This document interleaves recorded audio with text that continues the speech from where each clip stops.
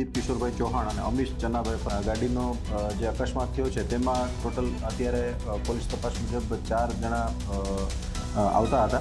એમાંથી ઘટના સ્થળે અરુણ પ્રફુલભાઈ વાળા તેમજ મુસ્કાનબેન હરેશભાઈ બગડા તે ઘટના સ્થળ ઉપર જ મરણ ગયેલ હતા. અને 2 જણા જે ગંભીર હતા, જયદીપ કિશોરભાઈ ચૌહાણ અને અમીશ ચન્નાભાઈ પરમાર, એમને જૂનાગઢ રિફર કરવામાં આવ્યા હતા. અત્યારે લેટેસ્ટ પરિસ્થિતિ મુજબ તપાસ કરતા જયદીપ કિશોરભાઈ ચૌહાણ કે જેમને પણ વધારે ઇન્જરી થયેલ હોય એમને પણ મરણ ગયેલાનો અત્યારે સમાચાર આવે છે. એટલે ટોટલ આ અકસ્માતમાં 3 જણાના મૃત્યુ થયેલ છે. ગાડીનો જે અકસ્માત થયો છે તેમાં ટોટલ અત્યારે પોલીસ તપાસ મુજબ 4 જણા આવતા હતા. એમાંથી ઘટના સ્થળે અરુણ પ્રફુલભાઈ વાળા તેમજ મુસ્કાનબેન હરેશભાઈ બગડા તે ઘટના સ્થળ ઉપર જ મરણ ગયેલ હતા.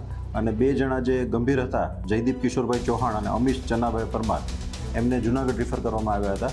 અત્યારે લેટેસ્ટ પરિસ્થિતિ મુજબ તપાસ કરતા જયદીપ કિશોરભાઈ ચૌહાણ કે જેમને પણ વધારે ઇન્જરી થયેલ હોય એમને પણ મરણ ગયેલાનો અત્યારે સમાચાર આવે છે. એટલે ટોટલ આ અકસ્માતમાં 3 જણાના મૃત્યુ થયેલ છે. અમારી તમામ માહિતીથી અપડેટ રહેવા માટે જોડાયેલા રહો S9 ન્યૂઝ સાથે.